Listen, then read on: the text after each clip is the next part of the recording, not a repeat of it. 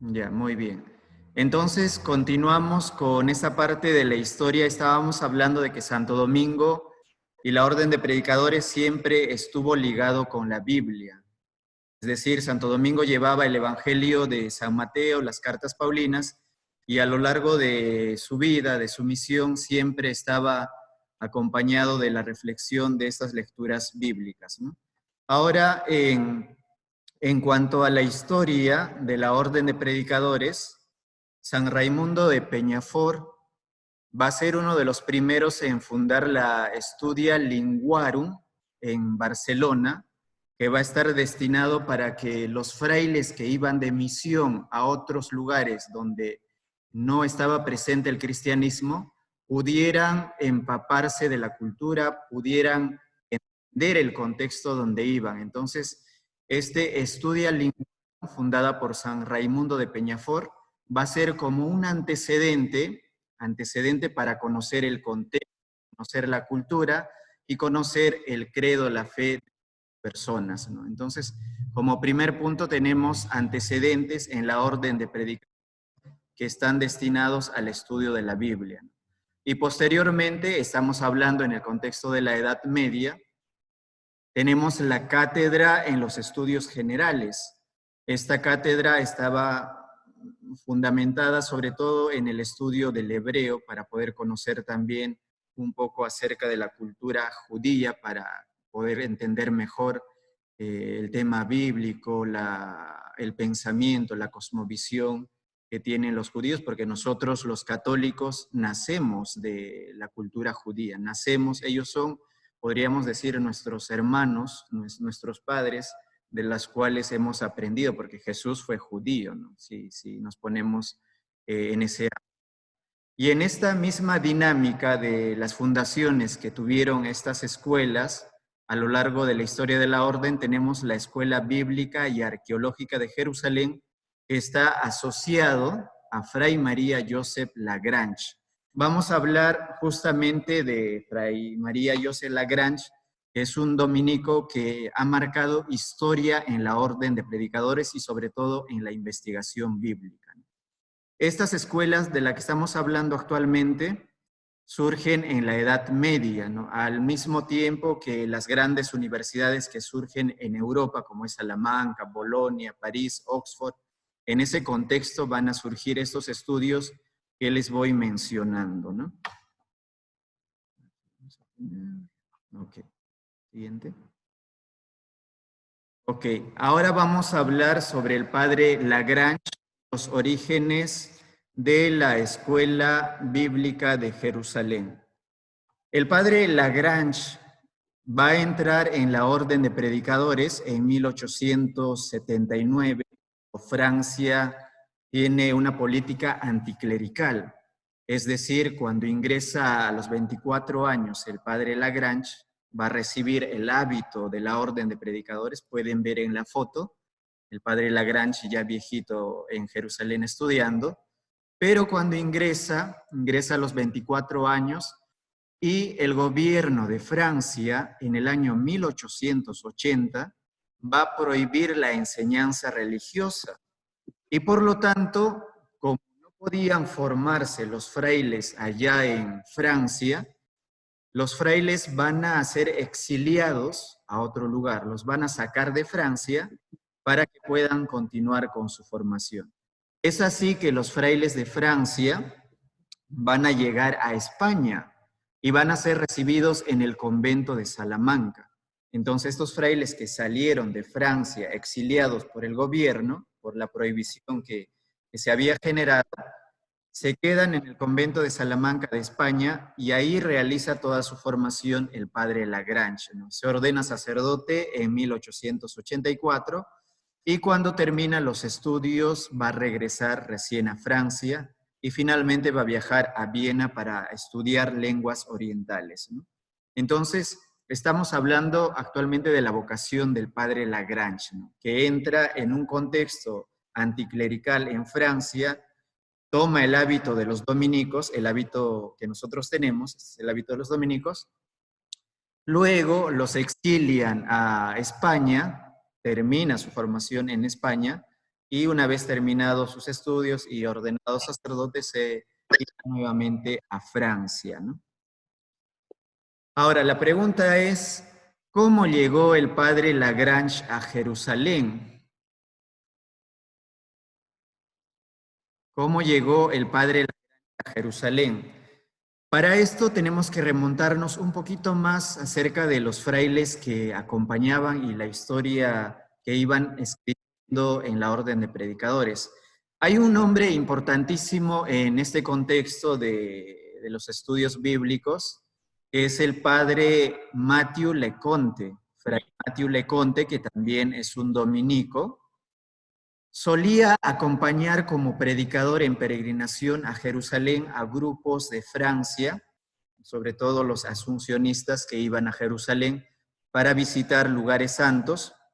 Entonces, los asuncionistas necesitaban un predicador, un sacerdote para que pueda acompañarles. Entonces, el padre Matthew Leconte va a ser el predicador que va a acompañar a este grupo de personas que quieren conocer Tierra Santa. Entonces, es el primer dominico en este contexto que estamos hablando que va a llegar a Tierra Santa y cuando está ya en Jerusalén el padre Matthew Leconte va a tener una intuición, ¿no? Se le va a prender un foquito en la cabeza y dirá, vamos a restaurar la orden de predicadores en Tierra Santa. ¿Por qué? Porque anteriormente, ya hace muchos años, antes del padre Matthew Leconte, los dominicos estuvieron en Tierra Santa. Había dominicos que tenían presencia en este lugar. Y por lo tanto, el padre Matthew Leconte dirá, si los dominicos ya estuvieron hace muchos años aquí en Tierra Santa, ¿por qué no podemos restaurar la orden de predicadores aquí? Entonces, esa intuición llevar a la práctica, lo va a llevar a construir una casa para restaurar la orden de predicadores en tierra. Ahora, el padre Matthew Leconte va a fundar la casa, a ver, apaguemos nuestros micrófonos a los hermanos que recién están entrando. El padre Matthew Leconte funda la casa allá en Jerusalén con la finalidad de acoger a los peregrinos franceses en la ciudad santa. Entonces, hemos visto que el padre Leconte en primera instancia acompañaba como predicador a estos peregrinos, ahora funda una casa para acoger a estos peregrinos franceses en la ciudad santa. Entonces, el padre Matthew Leconte comprará un terreno cerca de Damasco, donde antiguamente, bueno, en ese tiempo habían descubierto algunas ruinas de unas iglesias donde supuestamente había muerto San Esteban, el protomártir. Entonces, compra ese terreno para construir la casa, ¿no? Ahora, en el año 1884, el maestro de la Orden de Predicadores va a aprobar la casa de San Esteban de Jerusalén. En los dominicos, fundar un convento hay que ir paso a paso. Entonces, lo que el padre Fray Matthew Leconte hizo, lo primero es fundar una casa que se va a llamar la Casa de San Esteban de Jerusalén, que más adelante irá evolucionando a convento, ¿no?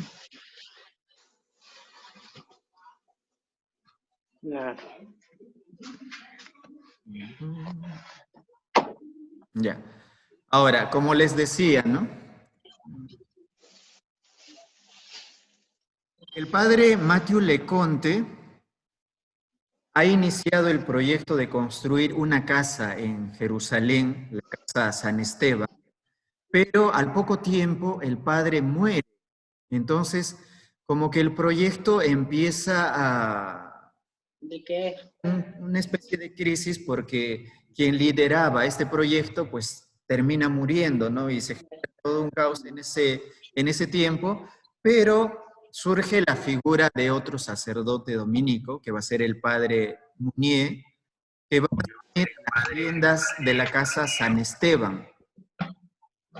Va a asumir las riendas de la casa San Esteban, lo que había fundado el padre Matthew Leconte, ahora el padre Munier asume las riendas de la casa de San Esteban. Ahora, el padre Matthew Leconte había fundado la casa ¿con qué finalidad?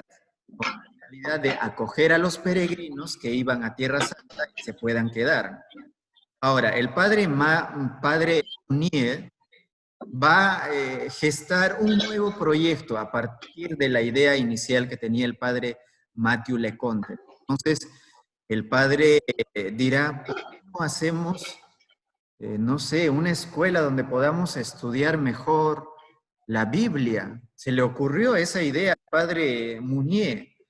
Entonces, se gesta este proyecto dominicano de utilizar la Fundación de San Esteban para convertirla en casa de estudios bíblicos.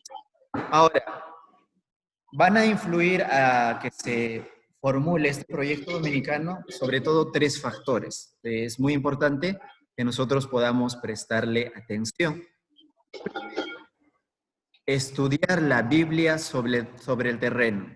Es decir, Jesús, ¿dónde vivió?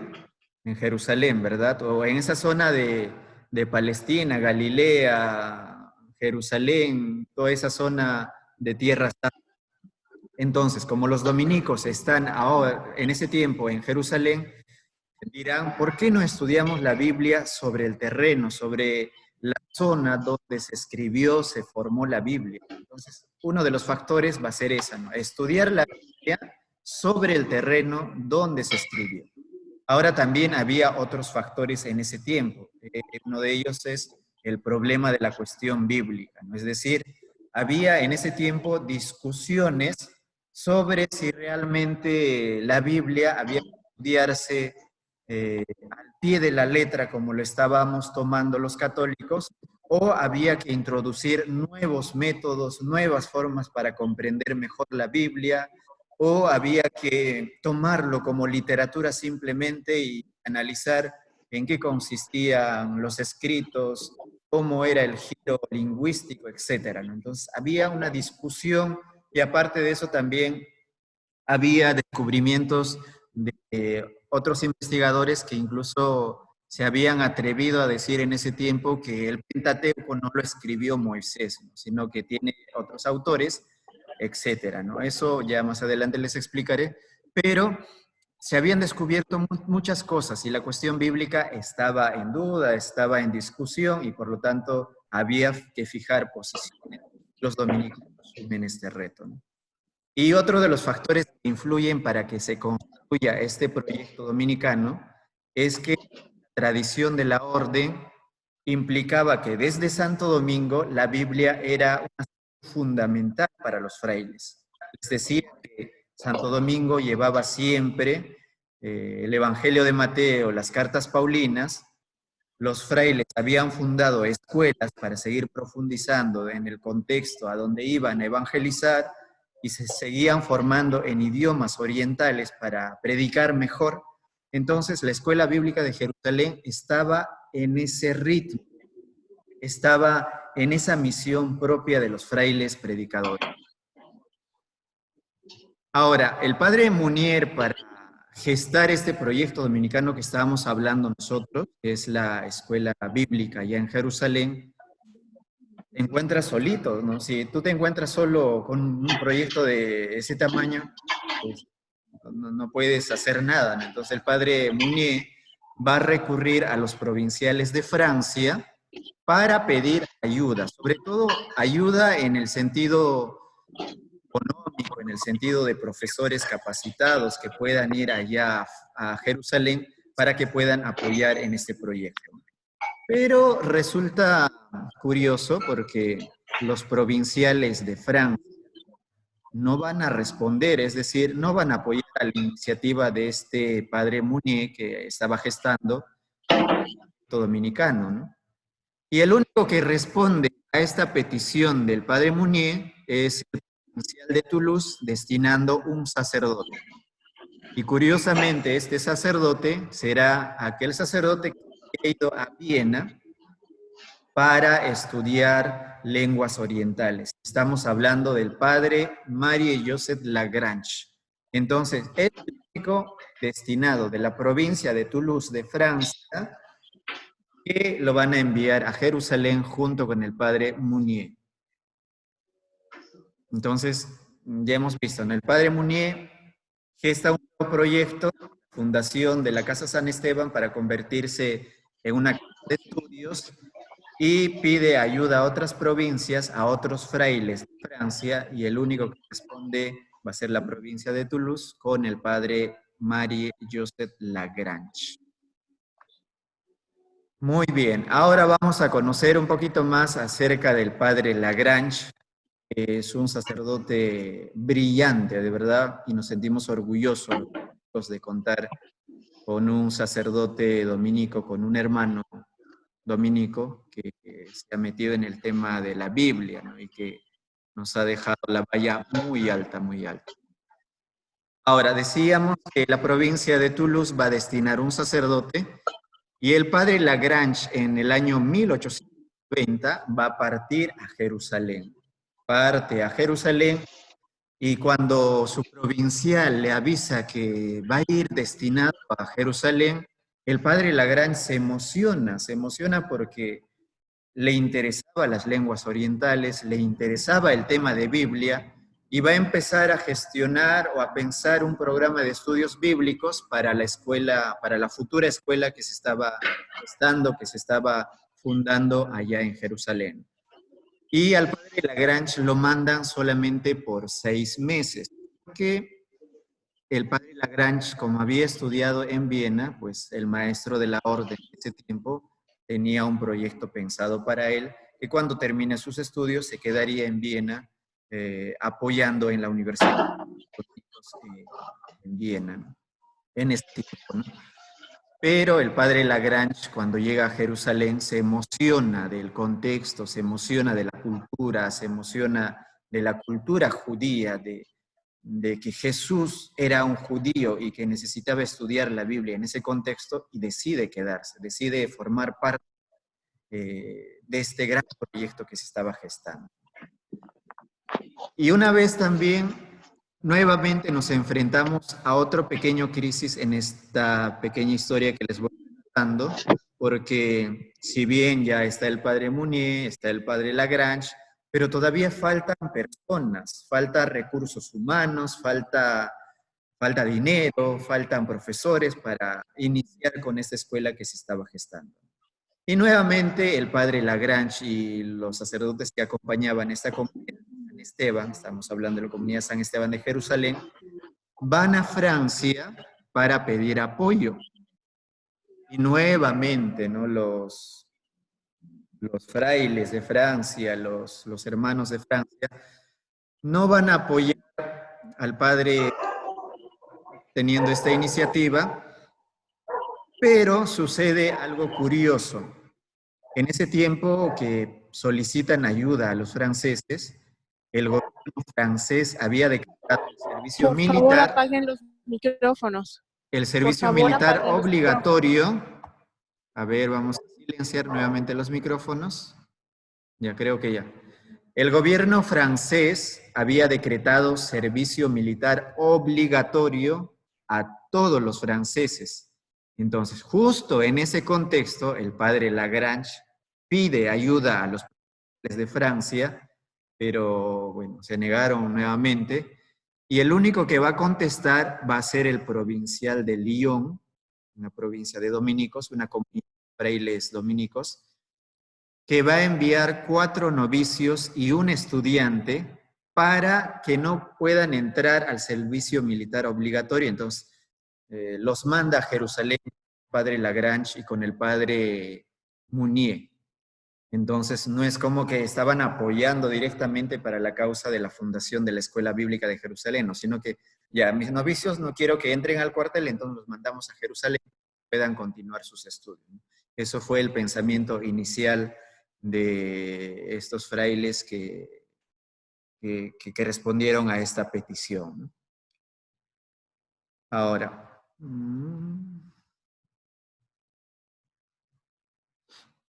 pero estos novicios y estos estudiantes que se dirigen a Jerusalén con el padre Lagrange va a ser una de las primeras generaciones que va a apoyar muchísimo al padre Lagrange, porque el padre Lagrange los va a formar, los va a moldear con el espíritu crítico y científico que él tenía. Entonces los va a ir formando poco a poco hasta convertirlos en compañeros de investigación, compañeros que van a ir con él para emprender este proyecto enorme de la Escuela Bíblica de Jerusalén. Y una vez que ya están con los novicios, con los estudiantes y de la comunidad constituida, se va a inaugurar oficialmente la Escuela Bíblica de Jerusalén el 15 de noviembre, que es la fiesta de San Alberto Magno, una fecha muy especial para los dominicos, porque San Alberto Magno es el patrono, uno de los íconos de los estudios y la investigación, ¿no? Entonces, en esta fecha se inaugura oficialmente la Escuela Bíblica de Jerusalén. Ahora, cuando se inaugura la Escuela Bíblica de Jerusalén, todo era precario, ¿no? Es decir, faltaba personal, no había recursos, no había biblioteca, pero eso no desanima a estos frailes que inician este gran proyecto. Y se va a elaborar un programa de estudios para el primer año, ¿no? Se elabora un programa para que puedan llevar los estudiantes que van a seguir en este tiempo, ¿no? Y entre el año 1892 y 1902, los estudiantes aumentan y se convierten en puntos de apoyo para esta primera generación. Ahora, hay 4 hitos sumamente importantes que merece estudiar y merece ser conocido para que podamos comprender sobre todo cómo es que surge la Biblia de Jerusalén. El primer hito es que cuando se funda la Escuela Bíblica de Jerusalén, al mismo tiempo el padre Lagrange tiene la intuición de que las investigaciones que iban haciendo junto a los frailes se diera una conferencia allá en la Casa San Esteban de Jerusalén. Es decir, los frailes estaban estudiando, investigando la arqueología, el contexto, la zona, etcétera, de Tierra Santa, y todo lo que encontraban lo comunicaban a través de una conferencia. Esta conferencia se llamará la Conferencia de San Esteban. Esta conferencia tuvo mucho éxito porque incluso iban los judíos, los ortodoxos, los musulmanes, etcétera, de diversas religiones iban a escuchar esta conferencia de San Esteban, porque no estaba reservado exclusivamente a los católicos, porque la idea de un dominico es encontrar la verdad, y si la verdad viene de diversas fuentes, pues se dialoga, se conversa, ¿no? Entonces, por eso esta conferencia estaba abierta para el público en general, para que puedan conocer las últimas investigaciones que venían haciendo estos frailes. Y posteriormente surge también la revista bíblica. La revista bíblica servía para publicar lo que habían encontrado los frailes en estas investigaciones que venían haciendo acerca de la Biblia, del contexto, de la arqueología, como les voy mencionando. Y el tercer hito, que considero la más importante, es la colección Etudes Bibliae, que son los estudios bíblicos, es decir, cuando se gesta el proyecto de la escuela bíblica, tienen la intención de traducir los textos bíblicos del idioma original, estamos hablando del hebreo, del griego, del arameo, del idioma que estaba escrito, traducirlos y hacer un comentario. Ustedes en la Biblia actualmente tienen, ¿no es cierto?, el texto bíblico, y en la parte baja tienen unos comentarios, ¿verdad? Entonces, estamos hablando de esos comentarios que ahorita les comento un poco más, ¿no? Entonces, se hace una colección de estos estudios bíblicos y se va a formar, pues, más adelante lo que nosotros vamos a conocer, la Biblia de Jerusalén. Y también hay la idea de comenzar una gran biblioteca porque la Escuela Bíblica de Jerusalén está destinado exclusivamente a la investigación. Ya para terminar esa primera generación, cuando hablamos del padre Lagrange, el padre Mathieu Leconte, Mounier, estos grandes gestores de esta primera generación, con el tiempo pues irán envejeciendo, irán dedicándose a otros oficios, y el padre Lagrange exclusivamente va a ceder su puesto de director o encargado de la administración del convento a los nuevos frailes que han surgido ya en ese tiempo, ¿no? Entonces, el padre se dedica completamente a la investigación de la Biblia y los demás frailes más jóvenes se encargan de la administración del convento. Y en el año 1894 estamos hablando que esta casa, San Esteban de Jerusalén, va a ser elevado a rango de convento. Un convento, para los frailes dominicos, es una institución, podríamos decir, más independiente, una institución autónoma que se rige por su comunidad, ¿no? En el caso de la casa no es muy autónoma que digamos, ¿no? Es por eso que se eleva a rango de convento San Esteban de Jerusalén. Ahora, de 1891 a 1914, si recordarán, hay un contexto sumamente difícil para todo el mundo. Y estamos hablando de la Primera Guerra Mundial, que va a generar que la Escuela Bíblica de Jerusalén, que estaba dando sus primeros pasos y que eran unos pasos increíbles porque estaban encontrando cosas muy interesantes con respecto a la Biblia, por el inicio de la Guerra Mundial se va a cerrar. Se cierra la Escuela Bíblica de Jerusalén por la Biblia, ¿no? Porque era insostenible en un contexto quedar o seguir investigando en ese tiempo. Y también hay sospechas contra el padre Lagrange porque empiezan a denunciar a algunas personas, algunos investigadores que se está yendo o se está desviando de la sana doctrina de la Iglesia.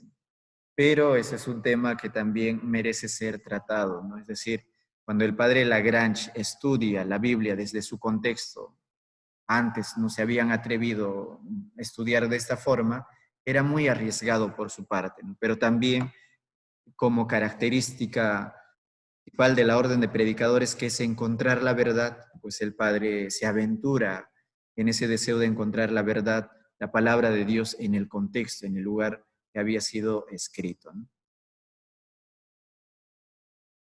En el año 1920, ya cuando pasa este contexto de la Primera Guerra Mundial, se va a abrir la Escuela Bíblica de Jerusalén nuevamente y se va a formar un acuerdo con el gobierno francés. Es decir, antes tenían que buscar sus recursos, la Escuela Bíblica de Jerusalén, para sus investigaciones, pero pasado la Guerra Mundial, el gobierno francés va a apoyar a la Escuela Bíblica de Jerusalén y se va a convertir en una escuela arqueológica francesa de Jerusalén. Entonces, los fondos que salen de Francia van a ir destinados a la Escuela Bíblica de Jerusalén para seguir profundizando en la investigación bíblica. Ya finalmente, en el año 1925, estamos llegando ya a una época donde el padre está pues un poquito ya débil, cansado, exhausto de tanto estudio, de tanta investigación, y también, como sabrán, los años pesan, no nos mantenemos todos los años de la misma forma. Entonces igual el padre Lagrange empieza a disminuir su salud y en el año 1925, por un tema de enfermedad, sale de Jerusalén para terminar yendo al encuentro del Padre en el año 1935. Muere el Padre Lagrange y nuevamente aquí surge otro contexto sumamente difícil. En 1940 se cierran de nuevo las puertas de la escuela bíblica. Es la segunda y última vez que se va a cerrar la Escuela Bíblica de Jerusalén, ¿no? Después del contexto de la Segunda Guerra Mundial, nunca más se cierra la Escuela Bíblica, ¿no? A ver, llegamos ahora a la segunda generación. Aquí, esta etapa es sumamente importante porque en esta segunda generación va a surgir la Biblia de Jerusalén.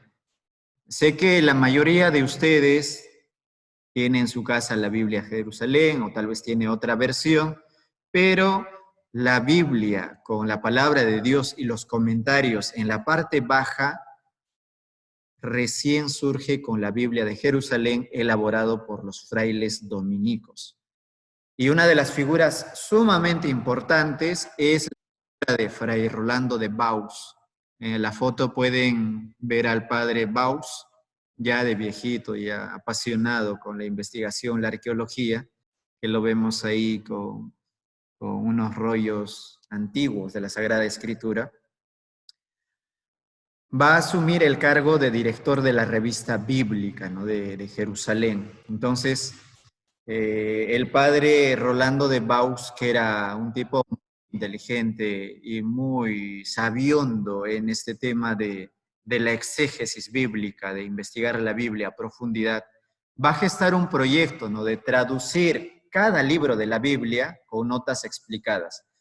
Decíamos esto que era un proyecto inicial del padre Lagrange, ¿no? El padre Lagrange quería traducir la Biblia y hacer sus comentarios. El padre Lagrange hizo sus investigaciones, publicó libros que han sido censurados, han sido quemados, etc. Pero el padre Roland de Baus va a seguir con este proyecto y van a traducir los libros de la Biblia con notas explicadas para que podamos comprender mejor la Biblia cada uno de nosotros. Entonces, se gesta este proyecto y desde el año 1945 a 1955 se va a ir publicando individualmente los libros de la Biblia. Estamos hablando libros de la Biblia, Génesis, Éxodo, Levítico, etcétera, todos los libros que nosotros conocemos, se va a ir publicando uno tras otro con sus comentarios y en el año 1956 se va a agrupar. Toda esta colección de publicaciones que se ha traducido y se ha explicado con nota de página, con nota de pie de página, se va a juntar y es lo que nosotros conocemos actualmente como la Biblia de Jerusalén. Entonces, esto es un proyecto netamente dominicano de la Orden de Frailes Predicadores que han ido publicando libro tras libro con comentarios en la parte baja, como pueden revisar su Biblia actualmente, ¿no? En su Biblia tienen la palabra de Dios, en la parte baja sus comentarios, ¿verdad? Todas las traducciones, todas las versiones que ustedes tienen en casa tienen esos comentarios. Pero los primeros que han hecho este estudio han sido los frailes dominicos con la Biblia de Jerusalén. Estamos hablando de que el año 1956 se agrupa y es lo que nosotros conocemos como la Biblia de Jerusalén, que obviamente ha tenido una edición, revisión, actualización, etcétera, pero la primera colección lo tenemos en ese año, ¿no? 1956. Y este mismo texto, la Biblia de Jerusalén, va a servir como texto oficial para elaborar los leccionarios de la Santa Misa, ¿no? Y otro evento importante también en esta segunda generación es que en el año 1947, en la zona de Jerusalén y las autoridades judías, se va a descubrir los rollos del Mar Muerto, que vendrían a ser escrituras o textos bíblicos muy antiguos que vale la pena ser investigados. Entonces, las autoridades judías van a destinar o le van a encargar al padre Rolando de Baus para que pueda profundizar. ¿Por qué? Porque los dominicos habían ganado fama de investigadores con respecto a la Biblia. Ellos tenían conocimientos arqueológicos, conocimientos de todas las disciplinas de lenguas orientales, etcétera, para profundizar en estos textos que habían descubierto en el Mar Muerto. Entonces, estamos hablando de que esta segunda generación de la Escuela Bíblica de Jerusalén tiene muchísima importancia porque en este contexto surge la Biblia de Jerusalén, la que nosotros tenemos actualmente, y también son encargados para investigar los rollos del Mar Muerto, ¿no? Ya para terminar, creo, esta generación tenemos también una de las figuras relevantes, que es el padre Fray Pierre Benoit, que va a asumir como reemplazo del padre Baus. En la dirección de este sacerdote dominico se va a realizar las excavaciones, ¿no?, de los lugares cristianos de Jerusalén, que ahora ya conocemos como los lugares santos, ¿no? También los estudios de Biblia que van a ser llevados al Concilio Vaticano II.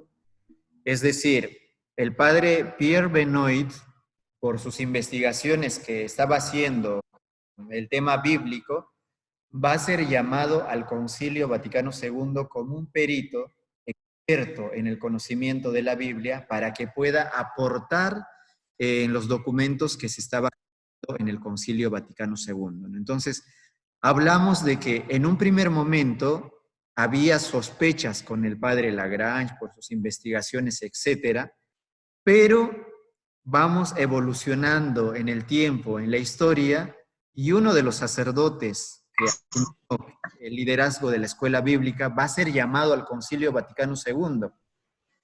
El Concilio Vaticano II, como ustedes sabrán, es un evento sumamente grandioso porque llama a todos los obispos, a todas las personas involucradas en la pastoral para que puedan pensar en conjunto el caminar de la iglesia. Entonces, el hecho de ser llamado de la escuela bíblica como un perito en el tema bíblico va a generar un respaldo a la escuela bíblica, no solamente de parte de las autoridades de Francia, de los frailes dominicos, sino la iglesia misma, un concilio vaticano, estaba respaldando, o el concilio mismo estaba respaldando a la escuela bíblica de Jerusalén como una entidad autorizada, como una entidad que tiene la capacidad de investigar la Biblia en un sentido más profundo, desde la arqueología, desde diversas disciplinas científicas. Va a ser un espaldarazo que le va a dar a la Escuela Bíblica de Jerusalén y por lo tanto, pues, va a tener un reconocimiento no solamente civil, sino también eclesial de parte de la Iglesia. Tiene la aprobación para seguir publicando, para seguir creciendo en la investigación. Y por lo tanto, la escuela va a empezar a crecer, va a tener más alumnos, como nunca se había visto en su historia. Las investigaciones crecen, crecen las publicaciones de las investigaciones, los alumnos aumentan, etc. ¿No? Era la época gloriosa de la Escuela Bíblica de Jerusalén. Muy bien, vamos con la tercera generación, que ya iremos terminando en unos minutos. A partir de 1980, hablábamos, ¿no?, de que la Escuela Bíblica de Jerusalén tenía un éxito rotundo por el espaldarazo de la Iglesia Católica para que se siga con la investigación y también el hecho de que la Biblia de Jerusalén pues haya tenido mucho éxito en este contexto. Pero a partir de 1980 empieza a experimentar una crisis eclesial y exegética. Es decir, el padre Lagrange y todos sus sucesores habían empezado a estudiar la Biblia desde la postura histórica crítica a la Biblia. Pero en el año 1980 surgen nuevos métodos de estudio de la Biblia y como que el método histórico crítico empieza a bajar y los demás empiezan a surgir, ¿no? Entonces, hay como una especie de crisis eclesial y exegética por ese ámbito, ¿no? Ya toda una generación, todo un tiempo, se había gestado o había estado en la cúspide del método histórico crítico, ¿no? Pero ahora habían surgido nuevos métodos y por lo tanto empieza a declinar. Entonces podríamos decir uno de los primeros síntomas de crisis de la Escuela Bíblica de Jerusalén.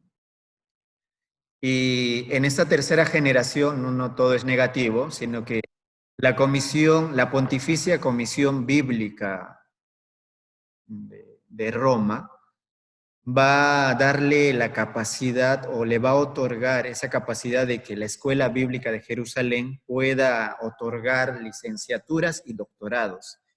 Le ofrecen, ¿no?, a la Escuela Bíblica de Jerusalén, bueno, ustedes son un centro de estudios, entonces ustedes pueden emitir licenciaturas y doctorados. Pero los frailes del convento San Esteban de Jerusalén no querían desvirtuarse de lo que quería en sus inicios el padre Lagrange. El padre Lagrange siempre quiso un centro de estudios que se investigue cosas muy profundas o que tenga un rango superior las investigaciones en torno a la Biblia y por lo tanto no aceptan el grado de licenciatura para la Escuela Bíblica de Jerusalén y lo único que aceptan es el doctorado, ¿no? Y actualmente la Escuela Bíblica de Jerusalén solo emite el grado de doctorado.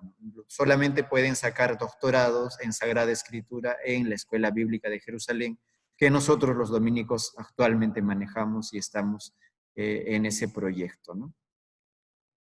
Y también hay otros factores que intervienen en este tiempo, ¿no? Cuando se publica en la época del Papa Juan Pablo II, la Constitución Sapiencia Cristiana, donde indicaba que las instituciones tenían que cumplir unos requisitos y exigencias, hace pues que los provinciales de diversos países miren con mayor atención sus obras provinciales y ya no las instituciones internacionales, ¿no?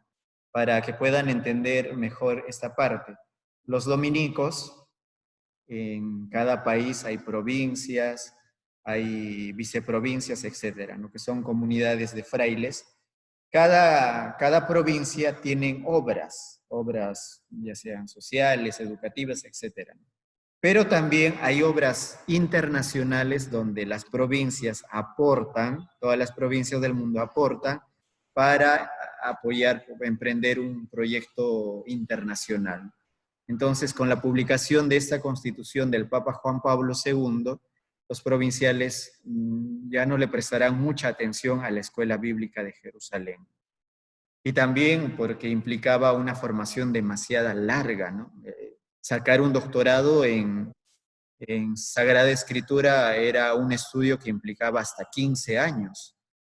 Y surgen las nuevas iniciativas de formación en teología bíblica que tenía una duración de 8 a 10 años y por lo tanto también económicamente hablando convenía que los frailes era mejor que sacaran la teología bíblica, la licenciatura o el doctorado y no un doctorado que duraba 15 años, ¿no? Entonces, por esa parte también ya no quieren apoyar la escuela bíblica en ese tiempo, ¿no? Ya para terminar y concluir con esta escuela bíblica que es ejemplar para nosotros, vamos a la cuarta generación, que es la generación actual. Ya la muerte de la segunda, de la tercera generación, pues ya desaparecieron los frailes que estaban a cargo en ese tiempo, ¿no? Entonces hay nuevos frailes, hay nuevos liderazgos que van a emprender el camino, pero siempre con la iniciativa de tener nuevos proyectos. Y en esta cuarta generación actualmente se está trabajando un nuevo proyecto que es la Biblia en sus tradiciones. ¿En qué consiste esto? La Biblia en sus tradiciones es una investigación que tiene que ver con una mirada amplia de todo aquello que haga comprensible la Biblia, ¿no? Es decir, mirar la Biblia no solamente desde su contexto, desde la arqueología, sino también ver desde la filosofía, teología, la psicología, la sociología, etcétera, diversas disciplinas que puedan ser accesibles para comprender mejor la Biblia y cómo también la Biblia se ha ido generando año tras año, época tras época, en sus diversas tradiciones. Entonces, esto es una obra realmente titánica, ¿no? Que ya han pasado varios años y los frailes siguen investigando, siguen analizando desde una postura interdisciplinar con diversas ciencias, ¿no? Y pues actualmente la Escuela Bíblica de Jerusalén recibe el apoyo de la Curia General de los Frailes Dominicos. Recién en el año 2002, la Curia General de los Frailes Dominicos va a apoyar oficialmente a la Escuela Bíblica de Jerusalén. Y pues ahí el desafío de que se pueda trabajar en colaboración con otras instituciones, ¿no? Porque el trabajo de un grupo de frailes, aunque sean muy especialistas, muy inteligentes, necesitamos siempre de la colaboración y del conocimiento de otras instituciones que también van avanzando en el tema bíblico, ¿no? Y realmente uno de los maestros, el ex maestro de la orden, Bruno Cadore, tuvo un encuentro con los frailes jóvenes, ¿no? De todo el mundo que estudiaban Biblia para seguir con la investigación, ¿no? Y tenemos actualmente un grupo de frailes muy bien preparados, con conocimientos amplios, profundos de la Biblia, para seguir emprendiendo este proyecto de la Biblia en sus tradiciones. Entonces, como pueden ver, hermanos, la Biblia de Jerusalén ha sido una obra netamente de los frailes dominicos que están metidos siempre en el descubrimiento, en la búsqueda de la verdad, ¿no? Porque es parte inherente de cada fraile, ¿no? Entonces, esto es el tema que nosotros queríamos compartir. Ahora vamos a pasar tal vez a las preguntas o comentarios que ustedes puedan tener. Sobre todo preguntas, pueden escribir en el chat para que podamos responder tal vez algunas preguntas que ustedes tienen, ¿no? Bueno, hermano, para concluir, agradecemos a Fray Donato por toda la sapiencia que nos ha compartido. Espero que nos sirva y también para tener conocimiento acerca de la Biblia, ¿no? Y ya para concluir, nos despedimos con la oración, ¿no? En el nombre del Padre, y del Hijo, y del Espíritu Santo. Amén. Amén. Padre, del Espíritu Santo. Cielo, Amén. santificado sea tu nombre.